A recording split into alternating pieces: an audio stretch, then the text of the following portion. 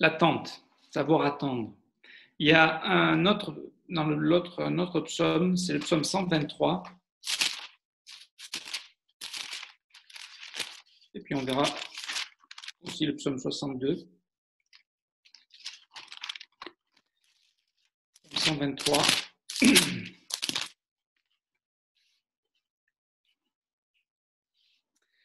Premier verset, il est dit « Je lève mes yeux vers toi, qui sièges dans les cieux.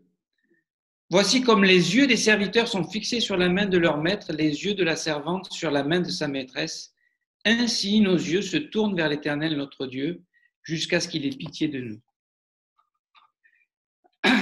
Et ça, c'est l'idée un petit peu du serviteur qui attend, voilà, qui regarde au maître et qui est là pour répondre aux besoins, aux attentes. Et c'est voilà une des façons une des manières dont nous pouvons attendre, c'est d'avoir nos yeux fixés, bien sûr, sur le maître, c'est Jésus. Dans le psaume 62 aussi, il est dit ceci, verset 1, psaume de David, « Oui, c'est en Dieu que mon âme se confie, de lui vient mon salut. » Dans les traductions anglaises, c'est marqué « c'est en Dieu que je m'attends à Dieu. » C'est en Dieu, alors on verra que se confier, espérer, mettre sa confiance et attendre, c'est un peu des synonymes. Oui, c'est en Dieu que mon âme se confie, de lui vient mon salut. Et un peu plus loin, il est dit au verset 6, « Oui, mon âme, confie-toi en Dieu, car de lui vient mon espérance. » Et aussi, « Oui, mon âme, attends-toi à Dieu. » S'attendre à notre Dieu. On va lire un autre passage maintenant plus important, c'est dans le livre de Matthieu, au chapitre 24. C'est une partie des Écritures qui s'adresse en particulier au peuple d'Israël et notamment à la deuxième venue de Jésus-Christ. Mais néanmoins, il y a des choses un principe à saisir, à retenir, à comprendre. Matthieu, chapitre 24, à partir du verset 35. Voici ce qu'il est dit. « Le ciel et la terre passeront, mais mes paroles ne passeront point. Pour ce qui est du jour et de l'heure, personne ne le sait, ni les anges des cieux, ni le Fils, mais le Père seul. Ce qui arriva du temps de Noé arrivera de même à l'avènement du Fils de l'homme. Car dans les jours qui précédèrent le déluge, les hommes mangeaient et buvaient, se mariaient et mariaient leurs enfants jusqu'au jour de Noé, où Noé entra dans l'arche. Ils ne se doutèrent de rien jusqu'à ce que le déluge vînt et les emporta tous. Il en sera de même à l'avènement du Fils de l'homme. Alors de deux hommes qui seront dans un champ, l'un sera pris et l'autre laissé. De deux femmes qui moudront la meule, l'une sera prise et l'autre laissée. Veillez donc, puisque vous ne savez pas quel jour votre Seigneur viendra. Sachez-le bien, si le maître de la maison savait à quelle heure, à quelle veille de la nuit le voleur doit venir, il veillerait et ne laisserait pas percer sa maison. C'est pourquoi, vous aussi, tenez-vous prêts, car le Fils de l'homme viendra à l'heure où vous n'y penserez pas. Quel est donc le serviteur fidèle et prudent que son maître établit sur ses gens pour leur donner la nourriture au temps convenable? Heureux ce serviteur que son maître à son arrivée trouvera faisant ainsi. Je vous le dis en vérité, il l'établira sur tous ses biens. Mais si c'est un méchant serviteur qui dit en lui-même « Mon maître tarde à venir », s'il se met à battre ses compagnons, s'il mange et boit avec les ivrognes, le maître de ce serviteur viendra le jour où il ne s'y attend pas et à l'heure qu'il ne connaît pas. Il le mettra en pièces et lui donnera sa part avec les hypocrites. C'est là qu'il y aura des pleurs et des grincements de dents. Alors quand on lit ces textes, des fois on tremble de « oh là là, qu'est-ce qui va m'arriver ?» Et bien évidemment, ce texte s'adresse donc au peuple d'Israël lorsque Jésus va revenir à la fin de la grande tribulation. Pourtant, on sait combien de temps ça dure, la grande tribulation.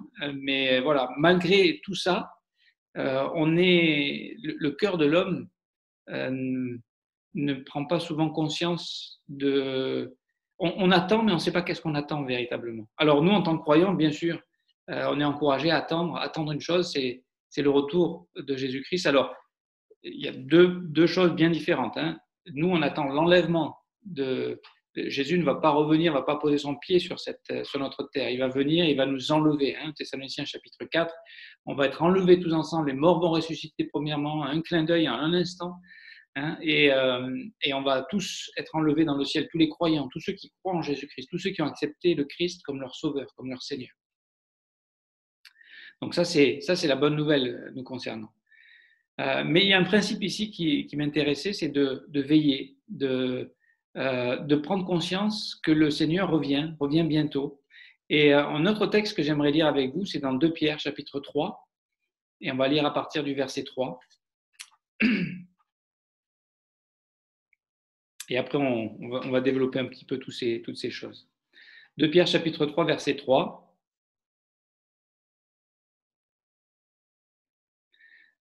Sachant avant tout que dans les derniers jours, il viendra des moqueurs avec leur raillerie, marchant selon leur propre convoitise et disant « Où est la promesse de son avènement ?» Car depuis que les pères sont morts, tout demeure comme dès le commencement de la création. Ils veulent ignorer, en effet, que des cieux existèrent autrefois par la parole de Dieu, de même qu'une terre tirée de l'eau est formée au moyen de l'eau, et que par ces choses le monde d'alors périt submergé par l'eau, tandis que par la même parole, les cieux et la terre d'à présent sont gardés et réservés pour le feu, pour le jour du jugement et de la ruine des hommes impies. Verset 8. Mais il est une chose, bien-aimés, que vous ne devez pas ignorer, c'est que devant le Seigneur, un jour est comme 1000 ans et 1000 ans sont comme un jour. Le Seigneur ne tarde pas dans l'accomplissement de la promesse, comme quelques-uns le croient, mais il use de patience envers vous, ne voulant pas qu'aucun périsse, mais voulant que tous arrivent à la repentance. Sachez-le, mes amis, nous ne sommes pas les seuls à attendre. Le Seigneur aussi attend patiemment. Alors, lui, il est le Seigneur, il a tout entre ses mains, mais il attend. Verset 10. Le jour du Seigneur viendra comme un voleur. En ce jour, les cieux passeront avec fracas, les éléments embrasés se dissoudront, et la terre, avec les œuvres qu'elle renferme, sera consumée. Alors oui, nous, on attend l'enlèvement, n'est-ce pas ? On attend sa venue, son retour. Mais je lisais aussi dans le livre d'Amos, au chapitre 5, verset 18, je fais une toute petite parenthèse, il dit « Malheur à ceux qui désirent le jour de l'Éternel. Qu'attendez-vous du jour de l'Éternel ? Il sera ténèbres et non lumière. » Ce jour-là, quand le Seigneur va revenir et qu'il va conclure le temps de la tribulation, ce sera un jour terrible. Ce sera l'enlèvement, c'est pour nous un jour joyeux, difficile pour ceux qui vont rester, ça c'est sûr. Mais Dieu aura encore un plan de grâce pour ceux qui vont rester. Néanmoins, il vaut mieux qu'ils partent avec l'Église, ça c'est sûr. Je continue. Donc, ce jour-là qui va arriver, alors les gens ont des messages apocalyptiques et font peur aux gens, mais c'est une réalité, on ne peut pas. Voilà, il va y avoir un moment donné, ce jour va arriver, on ne peut pas l'ignorer, on ne peut pas dire « Ah ben ça ne me plaît pas, donc je ne veux pas y penser, je l'occulte, ça c'est une partie de Dieu qui ne me plaît pas trop, donc je la rejette, elle ne m'intéresse pas. » Non, elle est là, comment on la prend, comment on l'accepte, comment on la vit, et c'est ce qui nous intéresse ce matin. Verset 11. Puisque dans 2 Pierre chapitre 3, puisque donc toutes ces choses doivent se dissoudre, quelle ne doit pas être la sainteté de votre conduite et de votre piété, tandis que vous attendez et hâtez l'avènement du jour de Dieu, à cause duquel les cieux enflammés se dissoudront et les éléments embrasés se fondront. Mais nous attendons, selon sa promesse, de nouveaux cieux et une nouvelle terre où la justice habitera. C'est pourquoi, bien-aimés, en attendant ces choses, appliquez-vous à être trouvés par lui sans tache et irrépréhensible dans la paix. Voilà, et cette idée d'attente, c'est cette préparation que Dieu est en train de faire dans la vie de chacun d'entre nous. Un jour va arriver. Pasteur Luigi parlait de ça dans un de ses derniers messages. Il parlait de l'enlèvement collectif et de l'enlèvement individuel. Et que lui, dans tous les cas, il était prêt pour l'un ou pour l'autre. Alors, il ne se doutait pas que l'enlèvement individuel allait arriver aussi vite, et nous non plus d'ailleurs. Mais il était prêt. Il était prêt. Et c'est peut-être pour ça que le Seigneur, d'ailleurs, est venu le chercher. Mais nous, on attend selon sa promesse. C'est pas on attend et puis on ne sait pas ce qui va nous arriver. On attend parce qu'on a une promesse. On a une promesse de nouveaux cieux, d'une nouvelle terre, où la justice va habiter. Verset 14. C'est pourquoi, bien-aimés, en attendant ces choses, appliquez-vous à être trouvés par lui sans tache et irrépréhensible dans la paix. Voilà, on va attendre et qu'est-ce qu'on va faire pendant qu'on attend? Qu'est-ce que Dieu va faire dans notre vie pendant qu'on attend? Verset 15. Croyez que la patience de notre Seigneur, Dieu attend patiemment, que la patience de notre Seigneur est votre salut, comme notre bien-aimé frère Paul vous l'a aussi écrit selon la sagesse qui lui a été donnée.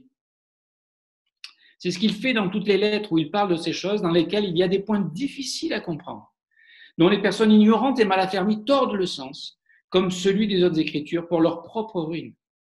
D'où l'importance de bien comprendre le sens des Écritures, parce qu'il y a un avenir qui nous est destiné. Oui, il va y avoir un jugement, mais pour nous qui avons cru en Jésus-Christ, ce jugement est déjà tombé sur le Christ, et nous serons épargnés de ce jugement. Nous n'aurons pas besoin de passer par la grande tribulation, nous n'avons pas besoin d'être purifiés, nous sommes déjà purs par la parole de Dieu que nous avons entendue, par la parole de Dieu, si vous êtes là ce matin, que nous continuons d'écouter, de recevoir et de laisser travailler dans notre vie. Verset 17. Vous donc, bien-aimés, qui êtes avertis, mettez-vous sur vos gardes, de peur qu'entraînés par l'égarement des impies, vous ne veniez à déchoir de votre fermeté. Donc, il s'adresse à des croyants, à des chrétiens. Et nous, en tant que chrétiens, peut-être qu'on peut se lasser d'attendre aussi, comme le monde qui dit, bah, c'est toujours pareil. Hein, au début du texte, il disait, bah ouais, il n'y a rien qui a changé, donc il ne va pas venir. Et j'aimerais vous dire que la parole de Dieu est faite de prophéties, de nombreuses prophéties, et notamment des prophéties vis-à-vis de la première venue de Jésus-Christ. Et toutes les prophéties qui ont été faites pour sa première venue, ben Jésus-Christ les a accomplies. Et ça doit nous qui sommes croyants, hein, ça nous conforte, ça doit nous encourager, ça doit affermir notre foi de dire, attends, si Dieu a prophétisé, a promis et il a tenu ses promesses, et il a accompli ses prophéties pour la première venue, ben, c'est sûr qu'il va le faire pour la deuxième. Il ne va pas dire, ah ben maintenant, non, j'y arrive pas, je suis trop court, je peux pas, ou on va changer le plan. Non, ce qu'il a dit, il va le faire. Que ça vous plaise, que ça me plaise, ou on n'est pas d'accord. C'est, je veux dire, c'est la vérité. Et c'est une vérité pleine d'amour et pleine de grâce qui n'est pas sentimentale et il y aura un jugement, c'est vrai. Mais nous sommes épargnés de ce jugement et c'est pour ça que les hommes doivent être sur leur garde, doivent être avertis et on doit faire attention de ne pas déchoir de notre ferme attente dans ce que Dieu a dit et dans ce que Dieu va accomplir très prochainement. Et c'est pour ça que Pierre va conclure au verset 18. Mais croissez, qu'est-ce qu'on va faire en attendant? On va croître. Croissez dans la grâce et dans la connaissance de notre Seigneur et Sauveur Jésus-Christ. À lui soit la gloire maintenant et pour l'éternité. Amen. Alors, je réfléchissais et je pense que vous êtes tous fait plus ou moins comme moi. Attendre, c'est difficile, n'est-ce pas? Attendre, c'est difficile. Pour un enfant, de dire attendre de manger ses bonbons, c'est difficile. Attendre de sortir pour aller se promener et s'amuser dehors, et peut-être qu'il faut attendre, c'est difficile. Nous sommes tous comme ça. Et quelquefois, nous bouillonnons et nous préférons agir plutôt que d'attendre. Et qu'est-ce que nous devons attendre? Bien sûr, on attend ce qu'on vient de dire, on attend que le Seigneur accomplisse ses promesses, on attend sa venue, son retour, qu'il vienne nous chercher, et qu'enfin on rentre dans l'éternité et qu'on rejoigne ceux qui nous ont précédés, qu'on soit dans la joie avec les enfants de Dieu. Mais dans notre quotidien, dans notre marche, dans notre vie de tous les jours, le Seigneur veut nous encourager à attendre. Parce que quelquefois, nous sommes devant des décisions, on est indécis, on ne sait pas quel chemin prendre, s'il faut aller à droite, s'il faut aller à gauche. Et c'est bon de pouvoir prendre le temps d'attendre. Attendre une parole du Seigneur, attendre une direction, un mot de sa part. Et on peut attendre parce que, comme le disait le psaume 123, nos yeux sont sur lui. Alors, on attend.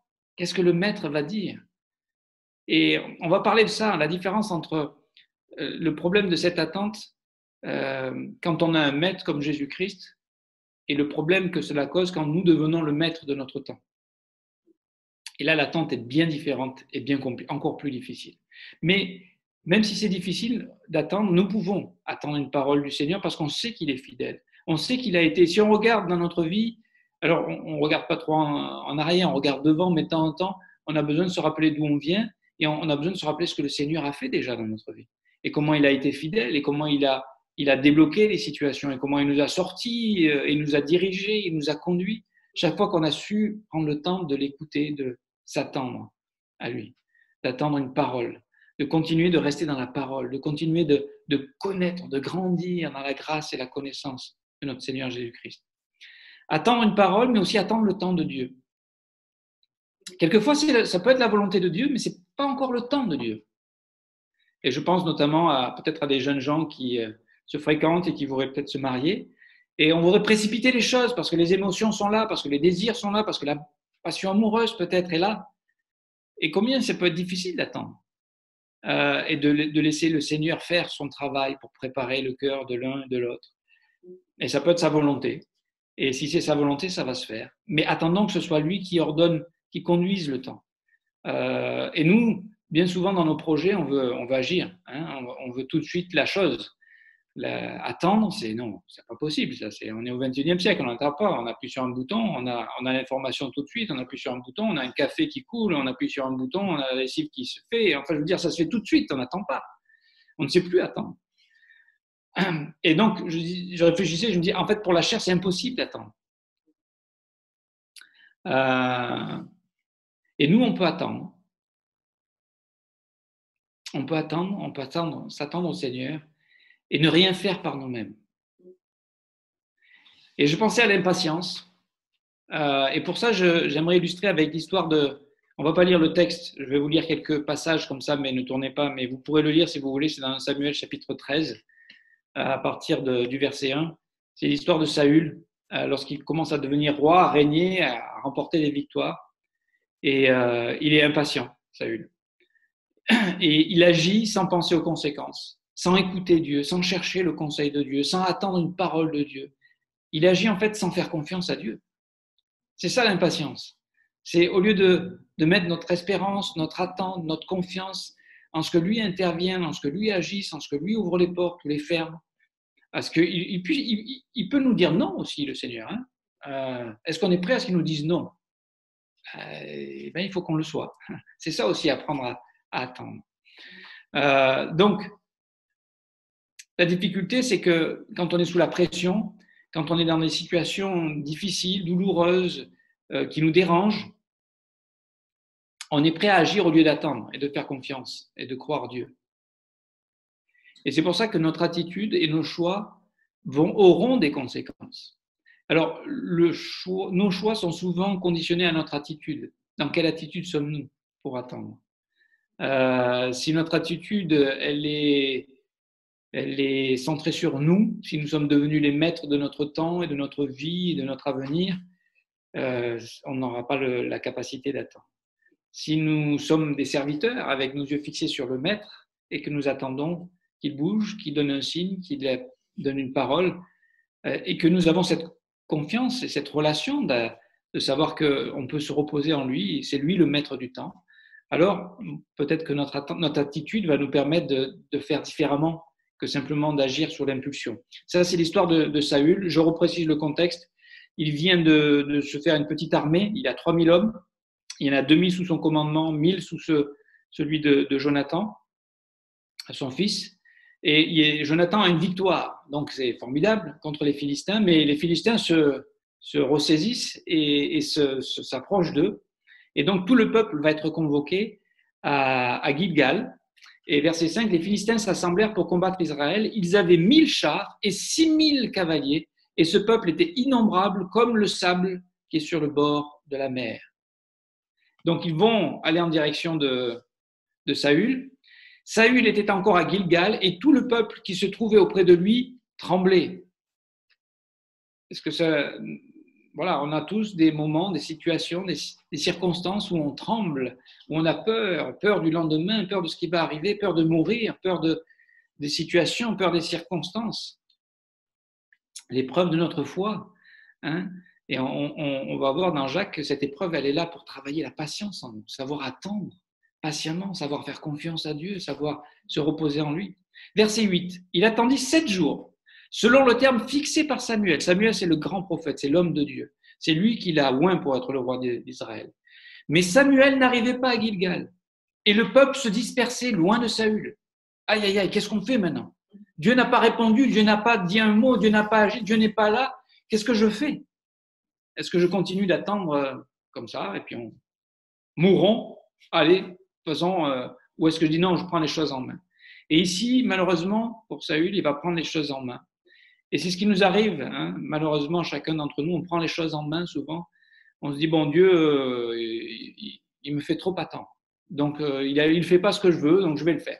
Ou il ne répond pas comme je veux, ou il n'agit pas. Voilà. Donc, on prend les choses en main. Verset 9. Alors, Saül dit, amenez-moi l'holocauste et les sacrifices d'action de grâce. Et il offrit l'holocauste, ce qui était réservé seulement aux sacrificateurs. Il n'y a qu'un roi qui peut être à la fois roi et sacrificateur, c'est Jésus-Christ. D'accord? Mais certainement, Saül, ce n'était pas sa place. C'était la place de Samuel. Verset 10, comme il achevait d'offrir l'holocauste, voici, Samuel arriva et Saül sortit au-devant de lui pour le saluer. Ah, et c'est comme si on dirait que Dieu, il arrive toujours un peu après. Ben oui, parce qu'il a testé. Est-ce qu'on va lui faire confiance ou pas? Et là, on voit que le test, Saül a passé à travers. Verset 11, Samuel dit, qu'as-tu fait, Saül répondit, lorsque j'ai vu que le peuple se dispersait loin de moi, que tu n'arrivais pas au terme fixé, que les Philistins étaient assemblés à Bicmash, je me suis dit, les Philistins vont descendre contre moi à Gilgal, et regardez ce qu'il dit de ses propres mots, et je n'ai pas imploré l'Éternel. C'est alors que je me suis fait violence et que j'ai offert l'holocauste. Ah, c'est quand même c'est quelle attitude?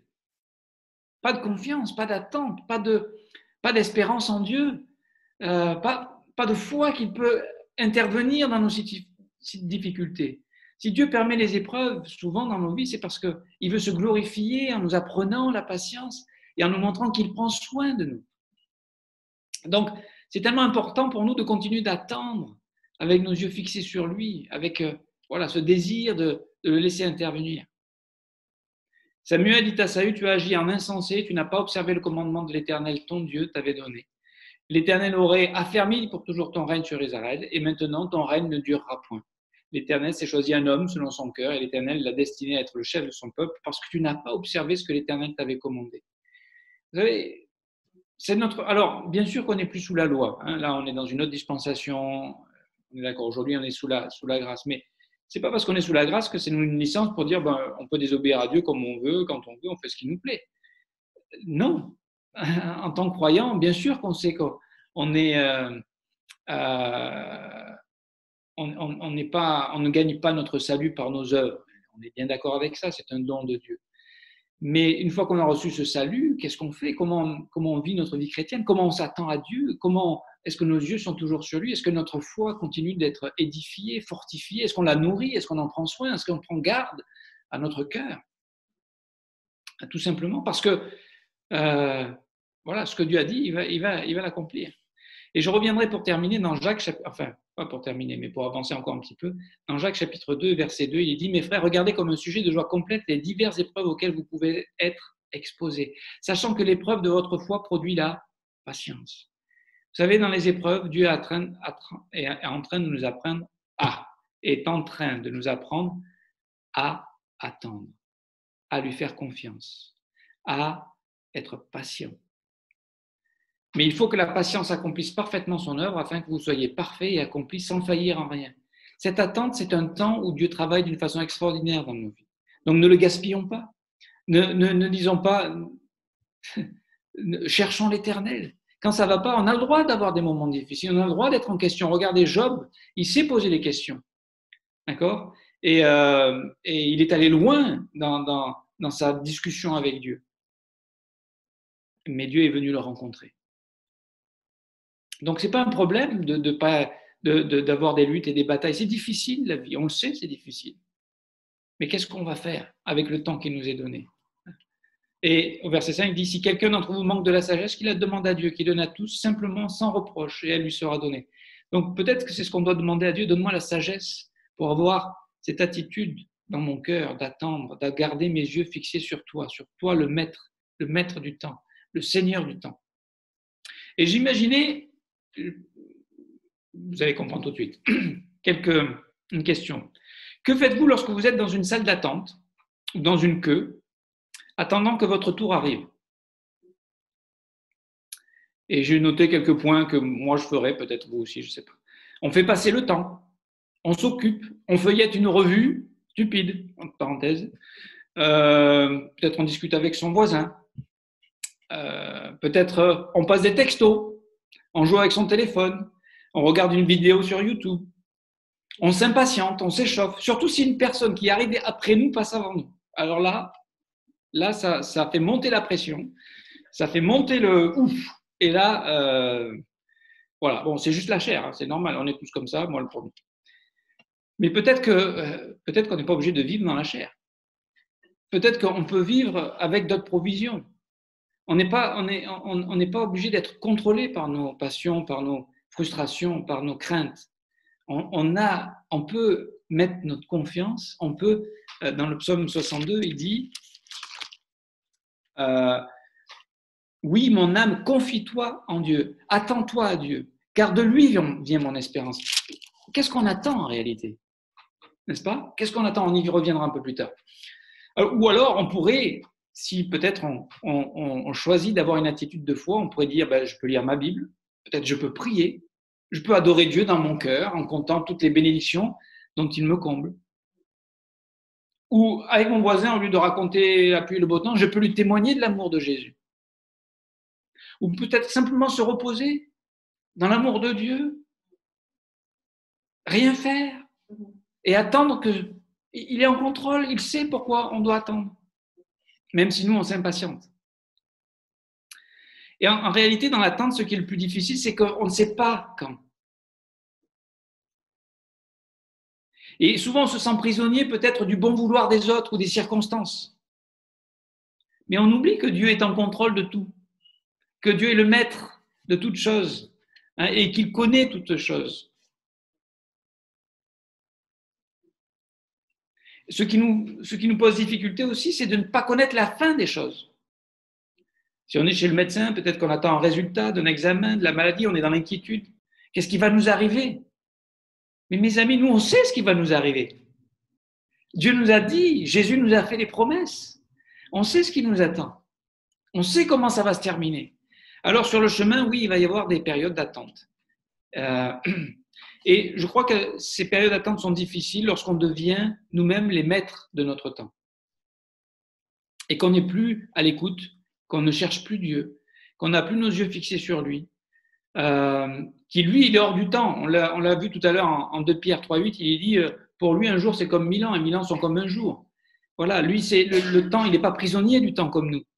Hein, le temps, vous connaissez cette petite blague qui disait à un homme qui priait à Dieu, il disait bah, pour toi, un franc ou 1 million de francs ou 10 millions de francs, c'est pareil. Tu peux me donner 10 millions de francs. Et le Seigneur a dit, oui, il n'y a pas de problème, attends juste un jour. Et si un jour c'est 1000 ans, bah, tu es prêt à attendre. C'était une blague. Dieu, il connaît toutes choses dans 1 Jean 3,20. Il connaît notre cœur. Il connaît notre attitude. Il teste notre cœur. Et en fait, il veut nous révéler qu'il est en train de grandir en nous. Que la connaissance de son nom, la connaissance de sa grâce nous apprend à devenir des gens mûrs, des gens solides, des gens qui ne sont pas complètement emportés par leurs émotions parce qu'ils sont frustrés dans leur timing. Hein. Et la difficulté, en fait, c'est qu'on est devenu, quand on devient maître de notre temps, on devient prisonnier de notre temps et de notre manière de penser. Et notamment, il y a un mot qui, aujourd'hui, nous court tous après, c'est la rentabilité.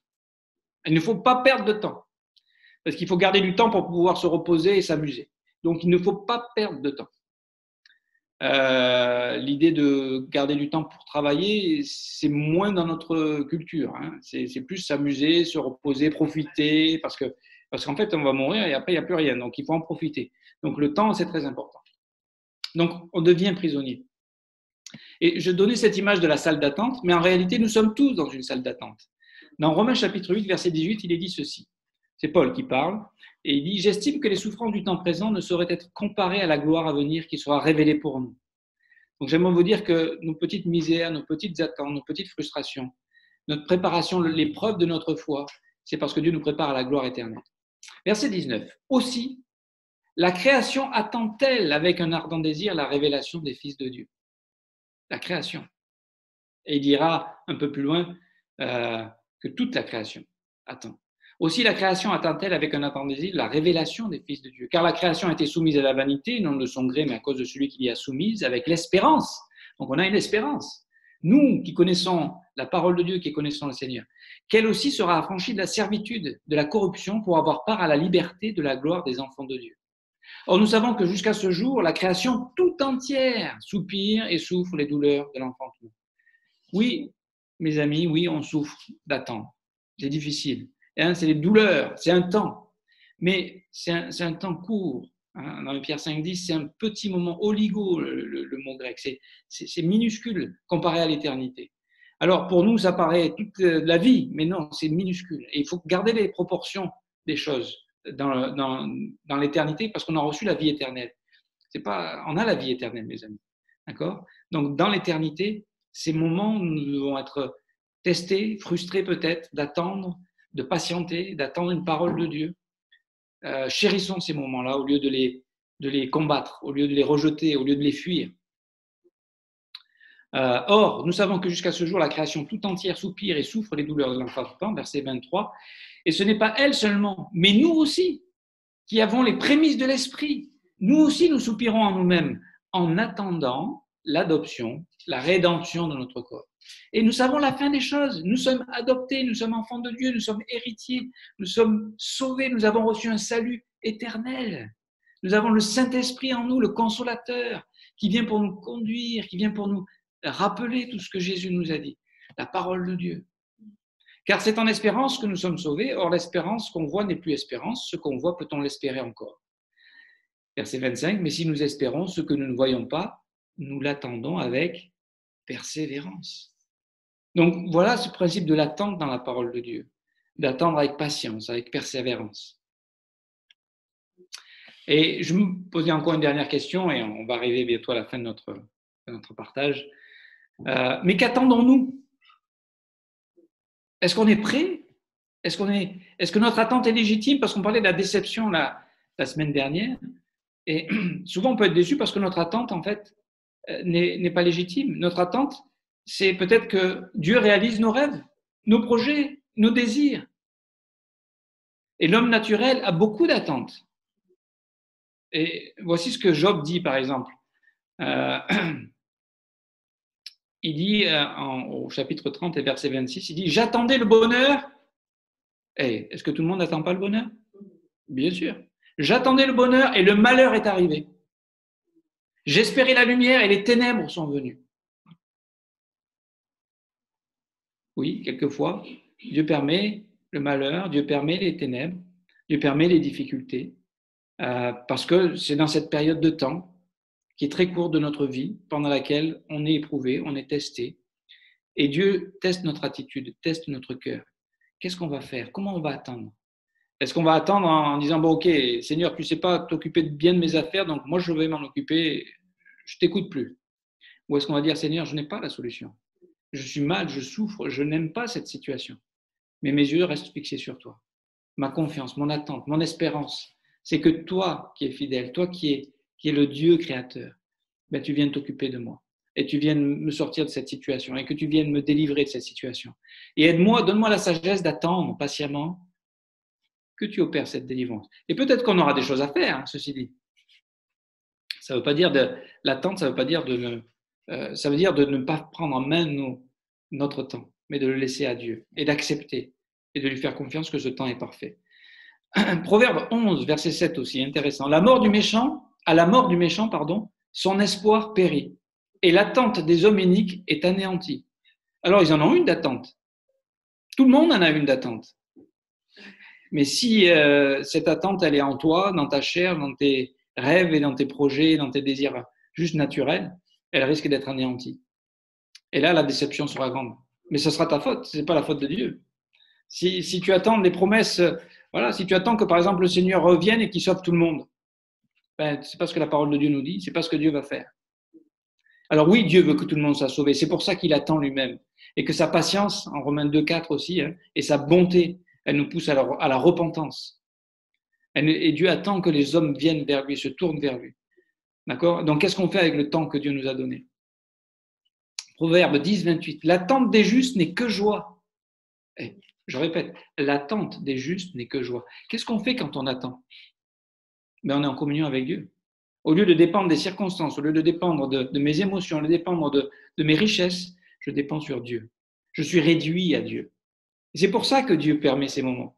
C'est qu'il me réduit à lui. L'attente des justes n'est que joie. Pourquoi? Parce qu'à la fin, qu'est-ce qui reste? Christ en moi. Christ en moi qui se forme, Christ en moi qui grandit, Christ en moi qui trouve le calme, la paix. On attend dans la paix, on attend dans la patience, on attend dans la confiance, on attend dans la joie. Mais l'espérance, la fin du verset dit, mais l'espérance des méchants périra. Il y a beaucoup de fausses espérances. Nous, on a mis notre espérance dans la vérité. Alors, on ne sera pas déçu dans la vérité. Mais si je mets mon espérance dans mes désirs et dans mes rêves et dans mes projets, et dans ce que l'homme désire et pense, ben tout ça. Vous vous rappelez, dans Matthieu 25, j'ai commencé à lire le premier verset qui dit le ciel et la terre passeront, mais mes paroles ne passeront point. Le ciel et la terre passeront, mais mes paroles ne passeront point. Nous, on a mis notre confiance dans les paroles de Dieu qui ne passeront point.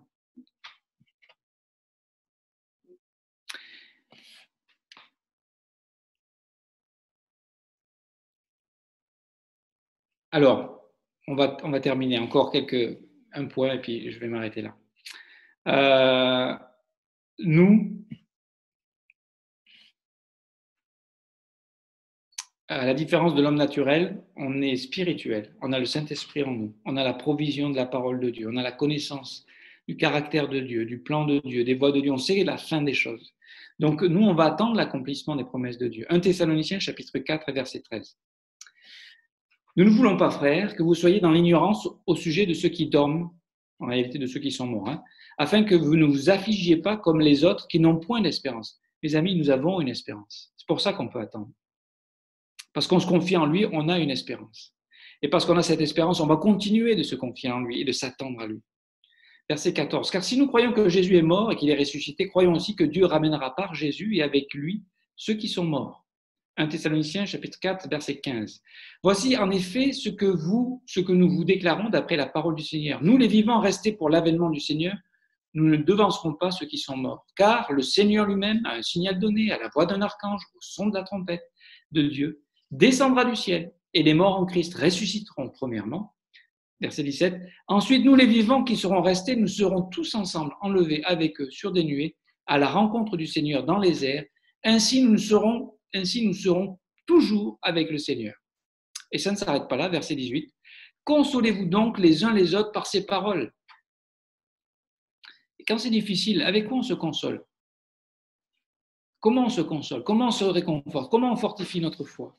Comment on s'encourage dans le Seigneur à rester sur ce qu'il nous a dit? C'est facile, comme Saül, de dire « Ok, je vais trouver mes solutions à moi ». Mais nous avons un avantage. C'est qu'on a reconnu que notre papa, notre Dieu, notre maître, en qui nous avons choisi de nous confier, on n'est plus dans l'incertitude de l'avenir. On a des promesses, on a des prophéties certaines ont été accomplies, d'autres vont s'accomplir. Donc on peut mettre notre confiance en Dieu. Et bien que souvent, selon notre perception du temps, Dieu, il semble qu'il tarde.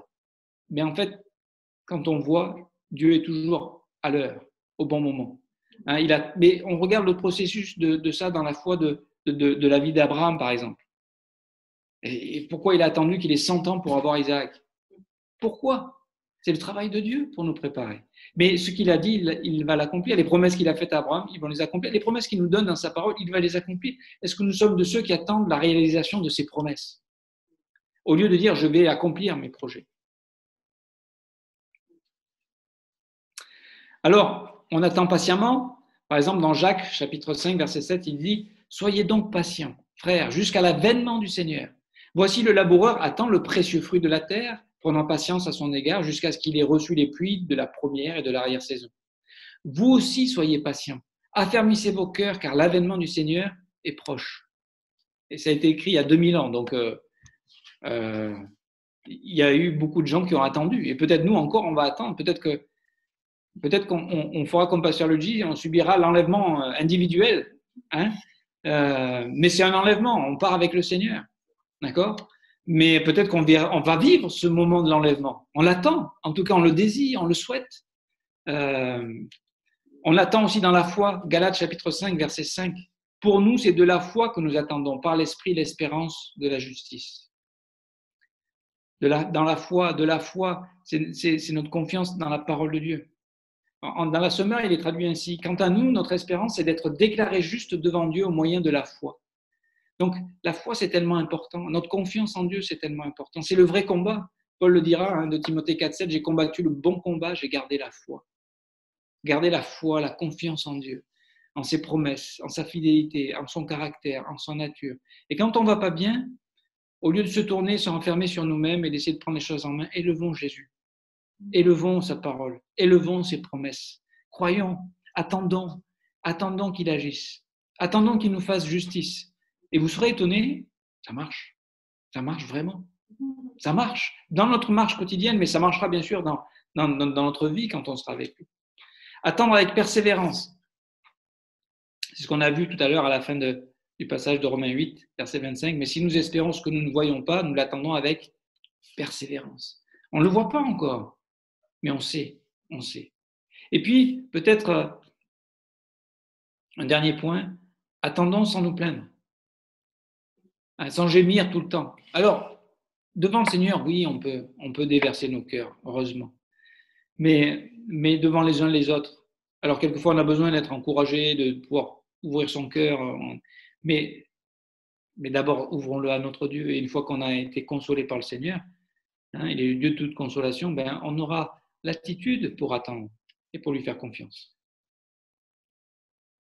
Et enfin, dans Éphésiens chapitre 5, verset 15, prenez donc garde de vous conduire avec circonspection, non comme des insensés, mais comme des sages. Rachetez le temps, car les jours sont mauvais. C'est pourquoi ne soyez pas inconsidérés, mais comprenez quelle est la volonté du Seigneur. Et vous savez, on est tous des hommes, des femmes, et on cherche souvent notre propre volonté, notre propre projet, notre propre plan. Mais en attendant, que notre attente, au lieu d'attendre simplement des choses naturelles, que notre attente soit d'entendre la parole de Dieu, de connaître la volonté de Dieu et de suivre, simplement, d'obéir, de faire confiance. C'est ça notre attente. Qu'est-ce qu'on fait en attendant que Jésus revienne ? Eh bien, on lui obéit, on lui fait confiance, on croit sa parole, on marche dans ce qu'il nous propose. Et par exemple, notre frère François Coppolino, qui relève le défi d'enregistrer des émissions pour le projet de Madagascar, de la radio là-bas, voilà, il a du temps. Qu'est-ce qu'il fait de ce temps ? Où est-ce qu'on l'investit ? Dans quoi on l'investit ? Comment on attend que le Seigneur vienne nous prendre ? Parce que peut-être qu'il nous surprendra, il nous a surpris avec Pasteur Luigi. Est-ce qu'on est prêt ? Est-ce que notre attente est dans les bonnes choses ? Et je voulais nous encourager à ça, à regarder à celui qui est le maître du temps, et à lui faire confiance. Et on a tous des défis vis-à-vis de ça. On a tous besoin de grandir. Et sans condamnation, sans accusation, sans regarder au passé, aux erreurs, regardons à Jésus. Regardons à celui qui nous aime, à celui qui a pris le temps de venir au milieu de nous, de partager ce temps, de le porter, de le vivre, de le supporter, pour nous offrir un salut Hébreux 9, versets 27 et 28. Et comme il est réservé aux hommes de mourir une seule fois, après quoi vient le jugement, de même Christ, qui s'est offert une seule fois pour porter les péchés de plusieurs, apparaîtra sans péché une seconde fois à ceux qui l'attendent pour leur salut. Nous sommes de ceux qui l'attendons pour notre salut. Et notre salut vient de lui et de lui seul. Donc, ne mettons pas notre confiance en nous-mêmes, mais croyons dans ce salut éternel que Jésus nous a offert. Et bientôt, très bientôt, nous allons voir le roi. Que Dieu vous bénisse.